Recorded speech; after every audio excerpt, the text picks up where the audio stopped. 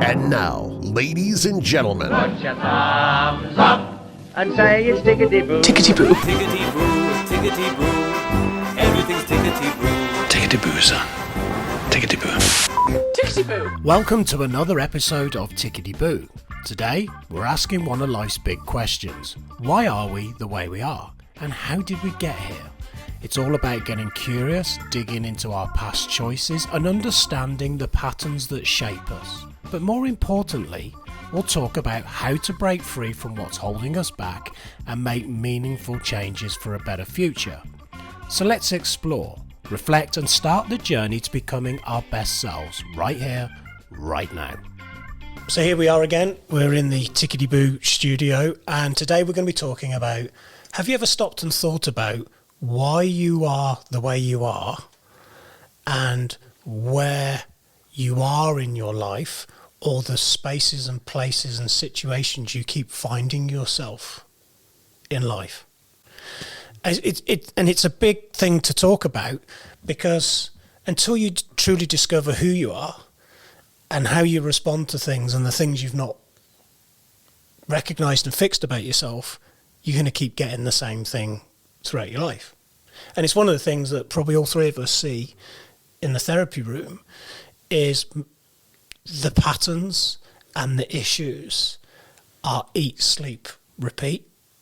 The circumstances that lead people to certain places in life, with their anxieties, with their depression, with the things that happen to them in their lives, they're variable, but the underlying ingredients, the framework that leads people to where they are is almost inherently the same, if that makes sense to you. And all three of us, we were talking about this over a coffee earlier. Not one of us set out in life to become a therapist. Life events led us to therapy. And I think if you're able to get in on this conversation piece and get really curious about why you are the way you are, it enables you to really start to create these shifts. And today I'd like to have a conversation with you both about how we can start to recognise where we are. I think first things first, you're not broken. You don't actually need fixing, but it's about releasing who we think we should be, who we think we are, and understanding how we work.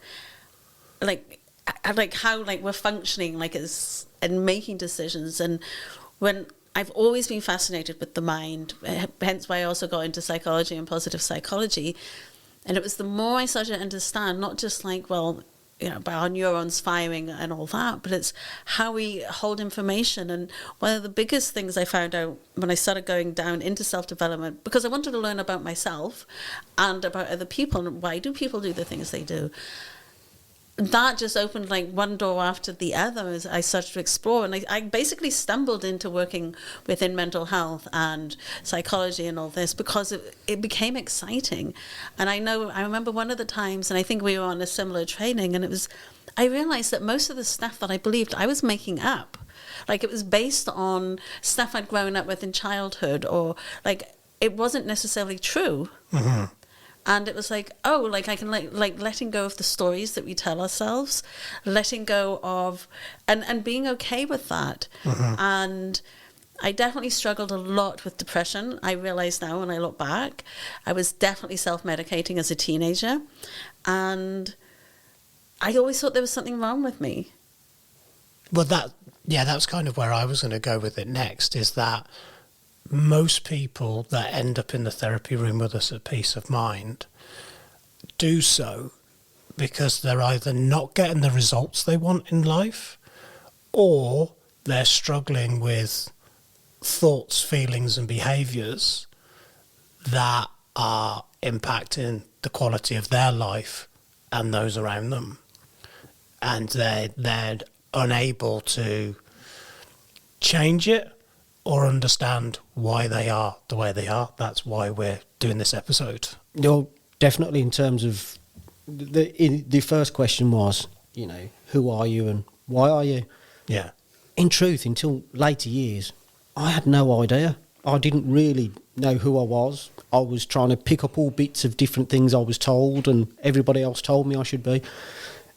Other people's expectations, and it's only when I came into, when I felt the need to start doing some sort of self-work and self-development, that then I did start to understand myself and where the different parts of me came from, where that programming started.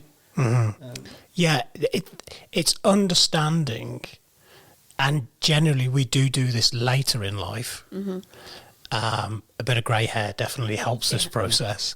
Is what is your unconscious identity that you keep conforming to?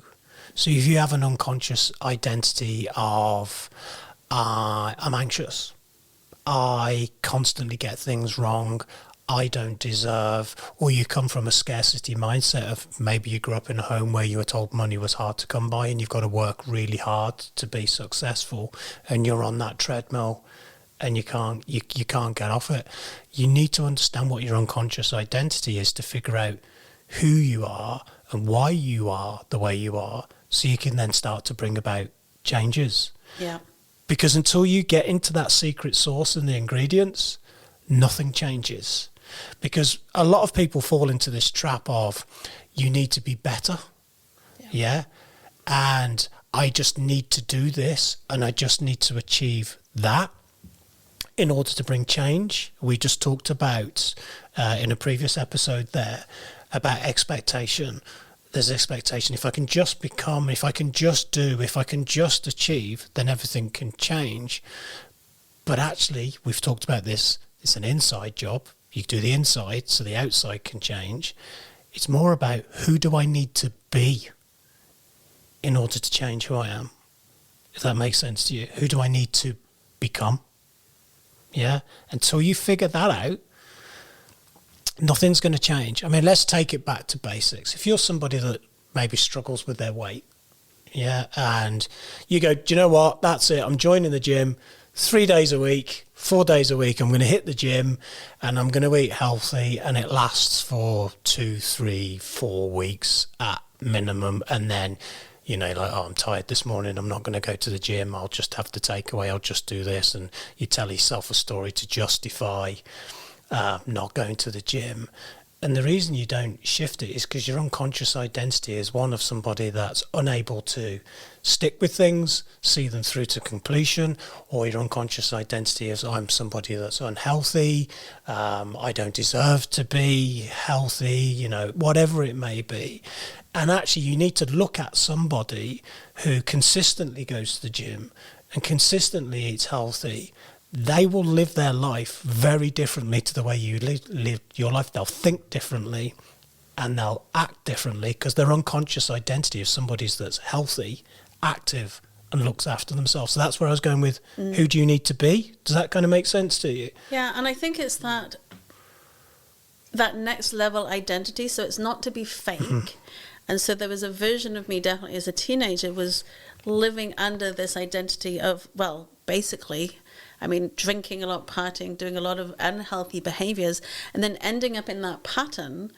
And is that who I really am? And how do I get to change? And then starting therapy myself and then understanding how the mind works. So it's been this natural unfolding. And it's almost like creating that next level new identity. But actually it's who we are at our core. It's like what we're important with. Because something that I find is we come into this world, we're beautiful and perfect, and then life happens. We take on these unconscious patterns and behaviors. We, like me trying to fit in as a teenager, drank excessively. So we take on all these ways to belong, and that becomes our identity. Whereas we get rid of that, so it's not... I just want to make sure our listeners don't think it's like, oh, I've got to pretend to be this different version. It's like, well, no, it's not pretending. Next level identity is who you really are. Like, let's get rid of those stories, those beliefs that we thought we had to be. And it blows my mind. It's the unconscious work. When I started coming to that and understanding there was an unconscious bias, the unconscious patterns we pick up, the unconscious behaviors, it's generally all rooted in our childhood, what's been demonstrated around us, shown around us, whether it's reflected around us in our peer group, in our families, the expectations of like the community. When we realize that's basically all programming in our mind, and we get to release that. That was the thing that excited me when I started coming into this work and working with mental health. It's like, oh my gosh, like it seems so simple once you figure it out. Yeah. Well, that's what when you try to change your life from your current identity, you become trapped. So if you identify somebody that's poor and struggles and you want to move to, I want to improve my income, or I want to improve the quality of my life, well, you can't, because you're operating from an identity of somebody that doesn't have that. And it's an unconscious identity. You start to conform to the label that's been placed upon you through no fault of your own. And you can't do that, because you have to think, feel and behave very differently at an unconscious level. And that is where the shift has to come about. And that's why I want to do this episode, because that's why so many people struggle. And until you know who you are, you can't truly change and then clearly define who you need to become. And it's not about faking it or acting it, although sometimes there is something in that phrase of fake it till you make it. Because most people that decide to make changes in their life, at some point, they're not faking it. They just have to believe that they can become that. But it's when you unconsciously believe you can't become that. And that's where people stay trapped. And that's why I want people from this episode to really think about who they are. So, like, the three of us are probably what we would call accidental therapists. Or we often get referred to as wounded healers. We've ended up coming into this through our own journey of life. But actually, at that point where we've became therapists, most of the time through your training, you're still learning who you truly are. And that is something that it's a journey that people have to go on. And we see it here when students come on our training courses. You watch them go on a journey as they start to unconsciously discover who they really are and why they think the way that they think, what makes them tick. And they start to have these internal shifts. Sometimes they can see them, and sometimes you can externally see it more than they can. And their life started to change. And it's all because the story they tell themselves in their head starts to shift. Yeah. Well, it was my sort of journey of having to change and figure out who I was, what I needed to do to change things for myself, my family. Ultimately, I wasn't happy with that. And once I started to figure things out, it made me more curious. And the more I learn, the more you want to learn. And the more you learn, the more you realise there is to learn. And that is what led me towards a therapy. So it wasn't just the therapy training that triggered that. It was that journey that led me to the therapy training. Yeah. So all that hurt and those dark places that I'd been to, and my family, my wife had been to, and the people around me, that was a stepping stone. That was stuff that I was learning all the time unconsciously, that then I could use to turn around to a positive and have a good impact on other people, help bring them out the darkness. Yeah. So as you come out the darkness, you see other people in that place, and you realise that you've got little bits of wisdom that you can give them. And then training, that stepped it up to another level, that did. And that, for me personally as well, that was huge, because during the course of the training, I had that much therapy. I run out of things. I was, by the time I finished the diploma, I was actually making up issues because I'd run out of things to fix. Yeah. So, but a lot of people that, will be listening to this, they don't have intentions of becoming a therapist, or, they're maybe not actively in therapy. And we want them to take stuff away from this episode. And I think probably one of the simplest things we could all do is start to listen to the stories we tell ourselves inside of our heads. If you actually started to note the fact that we're constantly in our head telling ourselves stories. If you drove to work today, you were telling yourself about a story about the guy in front of you that's maybe driving a bit too slow, or the guy who cut you up, and you're telling yourself a story about the person you see walking down the street. We're constantly in our head telling ourselves some kind of story, and unconsciously we're not all, this is an unconscious process, we're not always necessarily aware we're doing it. But it's the stories you tell yourself about your life and what you can do and what you can't do. That really does start to give you an insight into who you are. So a large portion of my life, my story that I would tell myself that it took me a long time to recognise was I need everyone to like me. I need to be accepted. I need to be good enough. But at the same time, I need to keep my head down so I'm not spotted. That was a story that I was constantly telling me. Those stories were feeding my anxiety. But it all tied into my unconscious identity of I'm not good enough. I have a fear of abandonment. And it took me so long to see that, to create the shift. So I was unconsciously conforming to the stories I was telling myself. I am anxious. I'm afraid of being abandoned. I need people to say yes, so I need to please them. I need to be nice in order to be liked. And we talked about unconscious contracts before. I expect you to be like that to me because that's how I'm going to be to you. And that's just not the way that the world works. That's right. And from my childhood, mine was always, I will comply. I will be responsible for everybody else. I will comply. Mm-hmm. And to have any form of success, I will work around the clock because the number of hours I work reflects, to have success and to reflect outwardly how hard I'm working, I'm going to work round the clock to show everybody how much effort I'm putting in. Yeah. Which is absolute rubbish. But I only recognised that later on. I lived my life for 25 years believing all that these things were true. To avoid conflict, say yes. Just go along with it. Oh, that's not great. I must work round the clock because that's how I show everybody how hard I'm working. Well, what story were you telling yourself in your head at that time when you were doing that?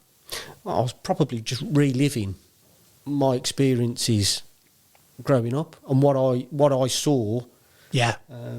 Just what I saw. This is what Mum and Dad did. Worked hard. They worked hard round the clock, and everybody in my family does that.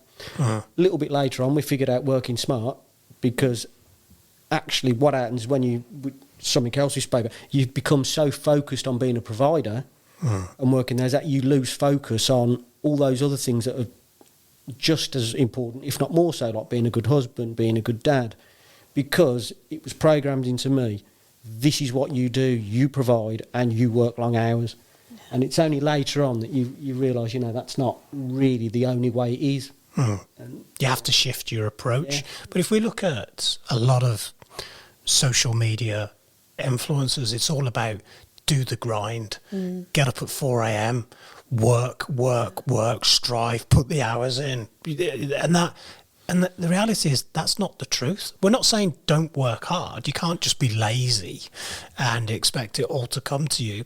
But the way that the message is put across now is you've got to work yourself into the ground in order to get yourself to this space. But if your unconscious identity is like that and you don't know who you are, like if you've got a scarcity mindset, like money blocks, money's hard to come by, love's hard to come by, money doesn't grow on trees, money doesn't grow on trees or whatever, you're going to get stuck in that grind because you're going to go, oh, even if I've had a bit of success, I can't get off the hamster wheel now because I'm going to lose it all anyway, so I just need to keep going.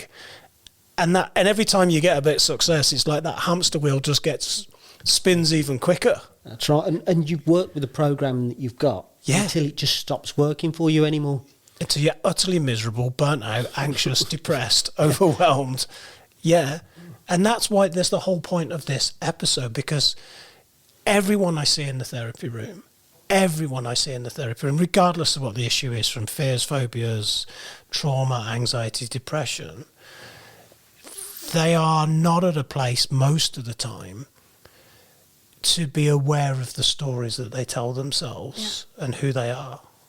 And also because I had many unhealthy behaviours, one of them and an identity I had is I've got to be thin to be liked. So I was, obviously we already know, I was a bit of a party animal. So that was part of the persona that I had in order to fit in. So I must drink. I must, like, my big achievement is to drink everybody under the table. I mean, I was underage for starters, but then there was another story. So it becomes about self-love and self-loathing, because it's like, well, I've got to do this to be accepted, to be liked. And I also got an eating disorder in my teenage years because it was somebody innocently in school turned around and said, I'd rather be fat and happy like you than thin and miserable. I was like, oh, I didn't know I was fat. I didn't know.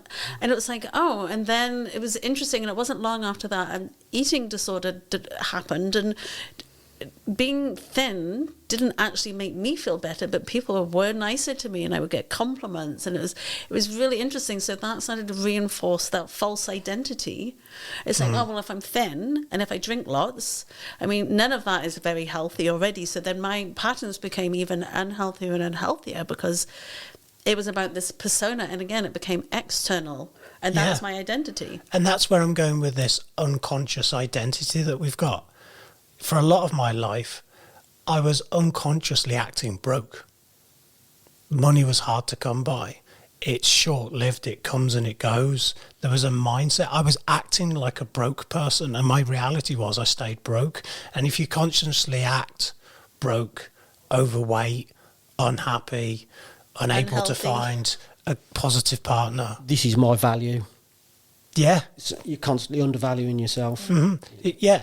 And, you know, we talk about this in the training, that what you're focused on, good or bad, you'll keep bringing evidence into your world to support the thinking. Well, what you think about, you bring about, or it's like when people think the grass is greener on the other side, it's actually greener where you water it. So what are you focusing on? What's that repeating pattern, that repeating narrative, that repeating story that you're telling yourself again and again and again? And we have the research is like between 60 and 80,000 thoughts a day or more. But it's like, just imagine like you're repeating the same story to yourself every single day. You get up again the next day and you repeat it. So in order to change that, we have to start the way we're thinking. And that starts about stripping away those outdated identities and those that aren't our own. And it's really easy to talk into the money one, because again and again and again, I'm sure we've all seen it, but that we kind of have this thermostat where, like, whatever we believe money is like we can make, and whatever we're comfortable with. And like, people may say, oh no, but I want more money. But actually, where your nervous system, where you're comfortable at, is maybe having £500 in the bank. Or so you've got to work on what's your natural setting in your thermostat, because you're going to keep going back to that. You'll make 10,000. I guarantee you it'll get back down to £500. It's like, or into the negative, we repeat those patterns. So you've got to adjust that thermostat. You've got to adjust the stories you tell, and it's a process. So true. Yes. It is. So, like, your unconscious mind has this way of putting in like ceilings. So, you know, if you've earned 35,000 a year, and that's been your limit, you'll always unconsciously conform to somebody that can earn that amount of money, and it'll kind of keep, if you put yourself in that box, your unconscious will keep you in that box. I was speaking to somebody very successful not that long ago, very, very successful, and we were talking about the difference from somebody that earns £1 million a year to somebody who earns 10, 11, 50 million or whatever it is a year. And it all came back to their unconscious identity. The person that earns £1 million will consistently stay in that million bracket and will very rarely break the million ceiling. Because the person who's at the 50 million, their unconscious identity is different. They just operate from they're in a different box. And very often we're not aware of these ceilings that we just come and hit. Now, obviously, talking about millionaires is extreme, but you get what I'm saying. You know, if at the moment, let's just say you earn 20,000 a year, and you're at a point in life where you've never been able to surpass that, it's because your unconscious identity of somebody that earns that amount and doesn't move beyond it, or can't move beyond it, or it's going to be difficult to move beyond it, or I don't deserve to be beyond it, whatever it may be. Until you shift that identity, you know, as I say, and it's meant with love in the nicest way, broke people tend to stay broke, overweight people tend to stay overweight, anxious people tend to stay anxious, depressed people tend to stay depressed, because they're not shifting who they are and who they need to become to break away from that unconscious identity. That's where I was going at the beginning of the episode, is what's your unconscious identity? One of the things I do in the therapy room is I spend a lot of time getting to know my clients better than they know themselves. Yeah. So I can point out some of these things to them and then help them shift them. Now, when we're teaching here, that's easy because it just becomes part of the natural process of learning. You're on a journey, and it's a story. But for most people that don't come into therapy, or aren't therapists, they never get that chance to move this unconscious identity. And in therapy, that's what we do. We find out more about the person than they know about. And as part of our training, we were forced to learn about ourselves. That doesn't mean we're perfect. Absolutely not. We can see our flaws, we can see our limitations, and none of us on this podcast are saying we're any different to the people listening to this. We have the same struggles, the same issues. Okay, we know the tools, how to deal with some of the things, but that doesn't necessarily mean we always use them. But when you come from this place of awareness, you actually go, oh, I'm starting to repeat that pattern. Like for me with depression, like I can tell, like I refer, instead of like, oh, I have depression, I am depressed. It's now like, oh, I can see depression is trying to come and visit. So literally it's like, okay, I allow those feelings to come through. But it's because I've got the coping skills, and it means I can also understand my clients who I've been working with who are having these repeating patterns. Like it's not, you don't need to take on that ownership. You don't need to wear that cloak of depression, of lack, of undervaluing yourself. It's like, oh, I can see why I'm repeating that pattern again. And then you can become the observer, so you don't end up telling yourself that story and repeating those cycles. For me, very much that awareness helps. I know when I'm going down a dark path. I know when I'm starting to overthink. And also, it's just yesterday, I know when I'm starting to talk to myself in a way that I wouldn't let somebody else talk to me. All of a sudden, remembering that nearly all the conversations that we have are in our own head with ourselves, when they start to go down a negative path. So I can actually, that's one of the things that I can recognise, and I'll have a word with myself. Also, I do... you have got the tools, so you use them. You can reflect on things that a lot of the time you're in the therapy room and you're speaking to people, and it reflect. It hits a nerve with you. Yeah, the story you said, you were in your head and you were overthinking. So at that point, you started to tell yourself a story. You're inside your head, and there's a story that there's a narrative that you're now running. X must now mean Y, or whatever it is, and that's where you start to go down the rabbit hole with it. But then again, with your awareness, it's okay to visit these places, it's okay to get anxious, but the secret is it's not staying there. It's not staying in that place, and it's knowing how to make that happen. And that's a really important point, isn't it, Ian? Because humans do this. This is what we do. It is that awareness to recognise that you started to carry out an old pattern, so you can bring yourself back, whether that's within a few minutes or hours or days of recognising the patterns. Therapists still make the same errors that people that aren't therapists do. It's just that awareness to recognise what we're doing, and then understanding what we need to do to bring ourselves back out of that place. But there are definite unconscious traits that we can shift, things that we can change about ourselves, recode our, it's like a software patch. Let's install a bit of new software so this response in this situation, doesn't carry out. So for me, one of the things that I had to recode, and it took a good bit of work and refining, and it's something I have to be aware of, is that with my anxiety that came from my anxious attachment style of, which is fundamentally a fear of being alone or isolated or abandoned, was that pattern of, I'll just take this because it's better than being on my own. I'll just accept this friend or this business transaction or this situation because it's better than them being upset with me, or, I must control the narrative by making sure that they're happy. And recognizing in that situation, going, I'm going into default behavior here. I'm not thinking at this point. I'm unconsciously following that plot into this situation because I don't want to feel like this.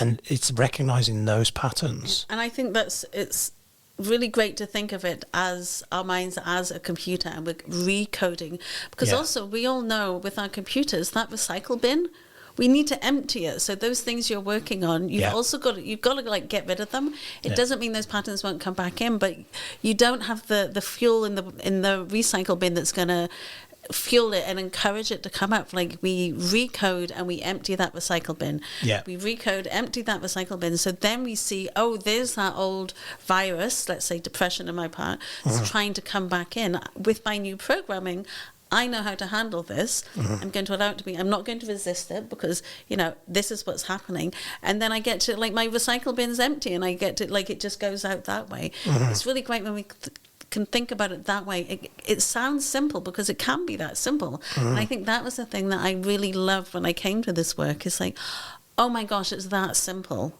Yeah. And that's what blew my mind, and that was the thing that's made me so passionate about, whether it's been in the therapy room or whether it's been in my coaching practice, is how easy it is to make the shift. Like, I remember when we were doing our training a million years ago, and it was like, there's no such thing as a deep rooted issue. Yes, it can go way back, but it's actually a lot easier to release if we're willing to, like, release it and stick it in the recycle bin and check it. Yeah, look at the patterns. Yeah. There are patterns in all of our behaviours and responses that we do in life consistently. It's being able to step back and take a look at those patterns. What am I thinking?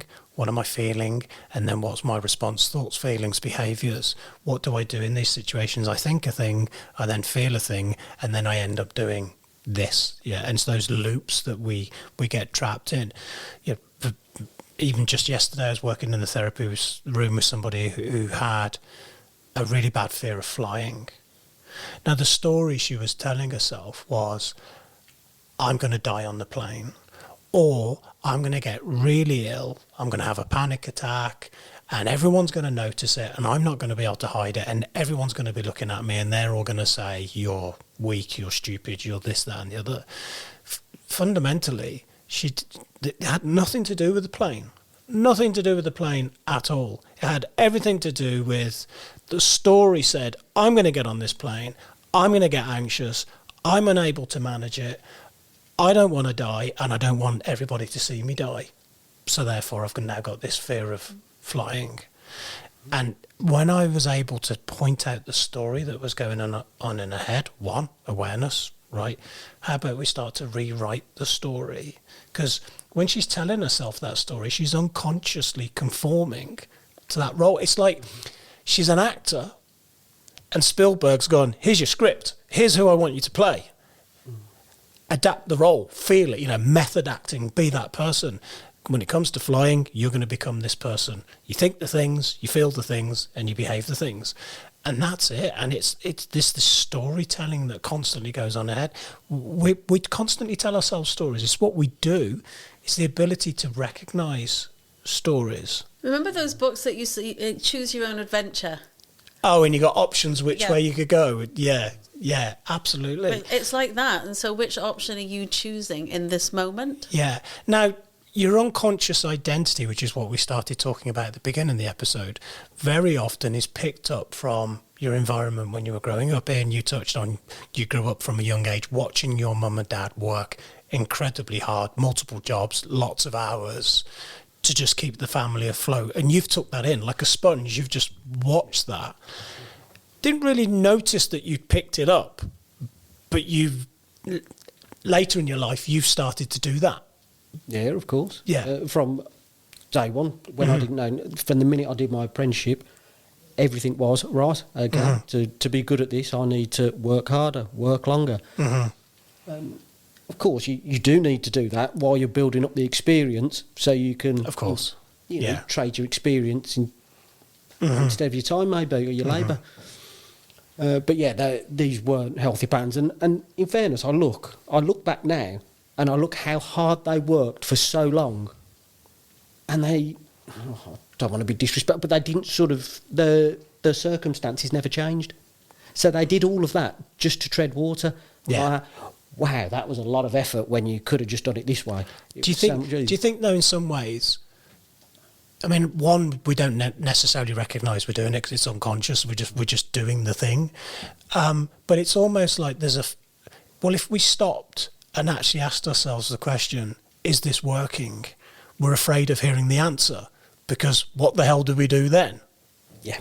Well, that's exactly what happened to me when I had the accident, and I had to sit back, and it was the first time I've ever sat and been able to look back in from the outside, because I'd been going a million miles an hour for so long. I was just never able to stop and look back in. The minute that I could stop and look, I saw that I wasn't going towards where I wanted to go. I was just going in circles, and I wasn't particularly happy. Don't get me wrong, I didn't have a bad life, but I wasn't sort of authentically me. I wasn't happy with who I was and parts of me. Yeah. And it just gave me a bit of time to go, right, what direction do I want to go in? Okay, I can't get where I want to go by just working around the clock and trading my time. So, okay, I can take some risks, change direction and do this. There you go, and it all came together. I think So lockdown quick. did that for a lot of people, where the universe pressed the pause button and people were made to stop, and they started to reflect on jobs, finances, relationships. Going back to being confined by the office and the travelling time, I've got a few clients that just have been affected by that. They've now been told they have to go back into the office, Yeah. and all of a sudden they're now spending 3 hours a day in the car, and they're no less productive, but they're unhappy. They've seen another way. But the thing is, earlier in the episode, we were talking about this hamster wheel that we get on and we stay on it, and we don't know how to get off it. We're just in it.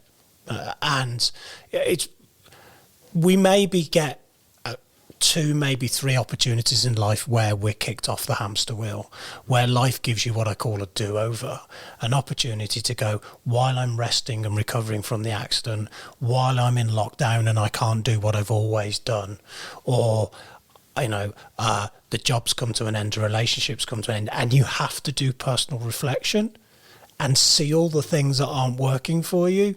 That opportunity to make change in your life, you maybe get 2 or 3 of them if you're lucky. However, and it's one thing that I've been thinking about lately, is why do you have to wait for something so dramatic like that? That's exactly what I was just sort of sitting on and waiting to say. Those big kicks in the backside. That's not all those big kicks. That's not really the way to do it. If you embark on a journey of self-discovery, which is what we're just learning to understand yourself, just different ways of approach. It's like a set of blinkers, and then this narrow way that you could see the world just suddenly starts to open up and open up until those blinkers are gone. Yeah. And once they've gone, they're never going to go back on. Once you see the whole picture and not just that bit that society programmed you to see, it's wonderful, because everything that you can see opportunity, you can see people in a different way. Yeah. And it's a much better place to be. We do it. I think it's silly little things you do. You go to drive to the supermarket and suddenly you realise you're driving your route to work and you've took the wrong turn and you've not even realised you do it, because we just unconsciously default. You get automatic pilot. Because there's plasticity. We're wired to keep following these loops. I was just thinking, for our listeners, another really easy way to think about it, if they're thinking, I'm not quite getting this. What do you mean identity, new levels of identity, recoding? Think about when we go to our family unit, like when people gather. We're going to do an episode about being around family at Christmas, but everybody resorts, like, you can do all the work, and then you see everybody resorts to the same behaviour when they get their family together. I used to see it with my mum and her sisters, like way older obviously than me, and they would all get together, and it didn't matter, like, you'd see they all started, like, separately you'd be with them and there'd be like one person, and as soon as the 4 of the sisters would come together, you're like, oh yeah, you're the oldest, they start assuming those roles unconsciously. So that's like a really easy, it's like they're putting on that personality hat to deal with that role. That's another way to look at it for people. I see it here in the training centre, and I do chuckle. So the room's normally set out for the students to come in and sit down, and some of the training courses last 3, 4, 5, 6 months, and they can not be here for 4 or 5 weeks, and they come back and sit in exactly the same seat. And when they come in and someone sat in their seat, you see them like, you've interrupted my pattern. That's not what I was expecting. My unconscious pattern was I was doing this. Sometimes I like to move the furniture around and mess with people a little bit just to interrupt their patterns. But look at those patterns in your life. And I think probably the best way of sort of explaining this is, like, if there's stuff in your life that is not making you feel the way you want to feel, or you feel confined by it, or you want it to change, one, just accept it's not how you want it to be, but then actually sit down with a pen and a piece of paper and listen to the stories you tell yourself about the situation. And what I mean by that is, let's just say you've got a toxic family unit, and you're like, every time I go to this family event or with these individuals, I hate it, I'm unhappy, I feel like this. Okay, so what's the stories you're telling yourself around this? And the story could be, well, I need to go and do that because that's what a good family member does. Or, if I don't go and do that, they're going to do this or they're going to do that. Listen to the stories, the narrative that come off the back of it, because you need to look at the stories and then offer the 180-degree flip narrative to that, which is, I don't have to do that thing, I could do this instead. But until you understand the stories that you tell yourself over a situation, you can't change anything. If you're in a job that you're unhappy with at the moment, but you go, I'm too old to be employed or shift my career, or it's very difficult to find a job, that story that you're telling yourself is going to keep you trapped in that very same situation. And another great way of doing that, so if you're exploring those stories and you say, yeah, no, but this is true, I can't change, I can't do, is that true? And somebody will go, well, yes. But ask yourself, is that 100% true? Do I know that to be true? Because that's part of the unpacking and getting to know yourself. Well, yeah, I could go and do something else. So then you're opening up an opportunity to explore something else. Yeah. Because we believe it to be true. And even when we highlight it, well, like somebody will argue with you, oh, no, but that is true because I have to do that. Because it's like, is that 100% true? Well, will you be judged if you don't go to this family gathering? Like, what will be the outcome? Yeah. Or it's like, could you find something else? Well, it's like, is this true? Is it 100% true? Do I know this to be true? And what happens? What if? I see a lot of students that come on the training courses here. We get to meet people from all walks of life, driving instructors, retired teachers, cleaners, taxi drivers, from all walks of life. But I'm always interested when people come and train with us where they've worked in a career, a job, a 9 to 5 career that they've done for a long time. And then they go and learn something and have this burning ambition to work for themselves, to create a lifestyle business, do something for them, step away from employment into self-employment. And the stories, you hear them telling the stories verbally. I'm too old. I'm not good enough. I don't know how to run a business. I probably wouldn't succeed. What are people going to say about me? What if I try it and I fail and it doesn't work? Blah, blah, blah. The story, those are the stories you need to write down on paper, and so you can see your stories and you've got awareness around your stories. Yeah, it's good to work out what's actually based on fact and what's based on emotion. Yeah. And now that's something that my wife gets me to do. She'll turn around and she will say, is that fact? Or is that emotion? And she's absolutely right. It's brilliant. Yeah. It is so true. But the thing is, even if it's a fact, that doesn't mean that that's a full stop, dead end. It's like, let's just say, we're going to be talking about this very soon. Relationships. Yeah. I don't want to leave because what if I can't find somebody like blah, blah, blah, blah. Or what if I leave and I'm on my own and I'm really unhappy? Yeah. And you're like, well, is that true? Is there a polar opposite of going, well, you could find a new circle of friends and you could meet somebody better than you've met before. You can also work on being happy with yourself. Bingo. Yeah, I can. So maybe it's like, I can't be happy on my own. I'm unhappy on my own. Said who? So, until you can see the stories, you can't create the change. If you genuinely think that you can't stop doing what you're doing and do something different, well, guess what? That's your unconscious identity, and you're going to keep getting pulled back into that story. Yeah, absolutely. And the other thing is sometimes we try different things, and it's not so much about doing something and failing, because I don't think you can. I think it's all a lesson to learn. Absolutely. But what happens is you've got two different kinds of people in my head. You've got people that go, right, I worked really hard at that, or I did this and it never worked out. I'm never doing that again. Yeah. And then you've got another kind of person that goes, right, that didn't really work out. So next time I do this, I'm going to do X, Y, and Z differently. Yeah. And you've got one person that stays the same and one person that goes off like a rocket. And they choose one. Do a course correction. Yeah. I see it all the time, and it absolutely fascinates me. There's one person I know who's very good at what they do, but they don't apply themselves. What they do is they feel like it's not working, so they dance around, and then this month they're doing that, and then this month they're doing this, and then the next month they're doing this. And I see all their offers going out over the internet, and it's like, you've just become a jack of all trades and a master of absolutely nothing. And I can see what's going on with them. And it's like, because the story is, this is not working and it's never going to work. So therefore I now need to be doing something else. And actually what they've ended up doing is about 2% of everything they've picked up. So they're so diluted and split across different areas, where it's like the story should have been, what I'm doing right now is not working for me. Okay, why? Write the story down. And then asking themselves, what do I need to do differently? Even the question could be, do I still want to keep doing this? Is it actually serving me? Is it meeting my needs?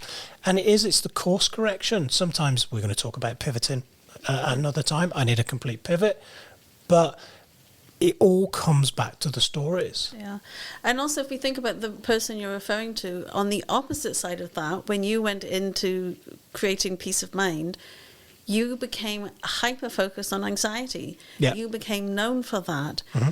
You weren't attached to the outcome. You focused, you got down. And I'm not saying that people can't have multiple interests, but you decided, right, this is important to me, this is what I'm going to work on. And nobody could have convinced you otherwise. Like, you were like, right, I'm doing this, whereas this other person is like, it's not this.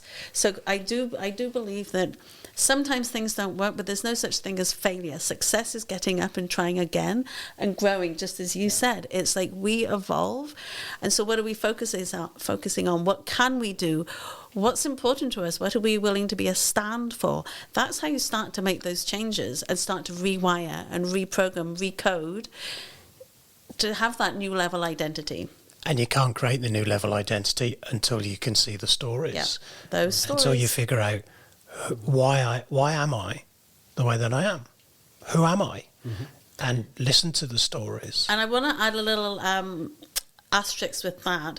As much as it's about doing the work, and when we're looking to who am I, like who am I really, and what are the stories I'm telling myself, it's not then about shifting blame onto somebody outside of us, going, I'm like this because my parents did this, or I'm like this because in school somebody said to me, I want to be like fat and happy like you rather than thin and miserable. It's like, oh no, you take responsibility for yourself. So it's doing the inner work, figuring out who you are, what are the stories we're telling ourselves, and who are we choosing to be. And it's not about naming and blaming and shaming anybody outside of us. Remember, happiness is an inside job. Personal responsibility. Personal responsibility is huge. Yeah, it's not your parents, the government, your partner, your kids, and all the rest of it. It's not the person who cut you off in traffic. Like, it's how you're choosing to show up and how you process that. Like, the person cutting you off in traffic, like we've mentioned that a couple of times, like you don't have to be that person who gets angry every time. You don't know what's going on with that other person. Again, we're making stories up. Well, that person's, a son of a, and they're cutting me off. It's like, no, well, just allow it, let it go. What does it matter? Choose what story you're going to live by and what story you're telling yourselves, and that's how you create that new identity of who do you choose to be. I think a really useful exercise to do, and I really encourage our listeners to do it, is for the next week, carry the little notebook and pen with them and write down the stories that keep coming into your head, that you keep telling yourself about situations, things in your life. Just write the narrative down, write each one down, and at the end of the week, sit with the stories, look at them, and then I want you to offer the complete opposite to those stories. The 180-degree flip it right round, and give the opposite to that story. But I want you to look at the stories, and then look at where you are in your life and the things that you've managed to achieve and not achieve, and you should recognise the pattern that your stories are keeping you exactly where you don't want to be. And understanding that it's your choice to run with this programming. You've had all these choices that you could have, all these alternatives that you could have gone to at any point. Yeah. But it was your choice. You can't blame anybody else. You've stuck. Well, it's with these choices. Fundamentally, it's your unconscious programming. You're going to continue to unconsciously conform to the stories that you tell yourself. Thoughts are things. Your unconscious mind listens to the thoughts and makes them things. And if you're constantly thinking about everything you don't want, it's going to keep showing up. Your unconscious mind needs to be switched on to what it does want. It needs to be switched on to the absolute possibility of what's available, which is what we do in hypnotherapy and other type of work. It is.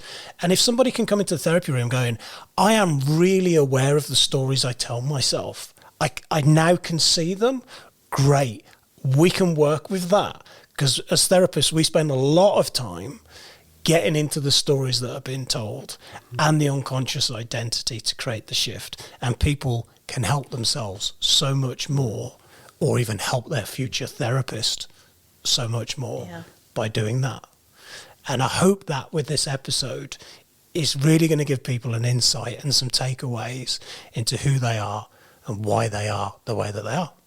So thanks for listening, and we look forward to catching up with you in the next episode. If you or someone close to you needs to access mental health support, please contact your GP, or if it's out with normal office hours, get in touch with NHS 24 on 111. Alternatively, contact the Samaritans on 116 123. All calls are free of charge from any phone. You can also find more support information on the Tickety Boo website, ticketyboopodcast.co.uk.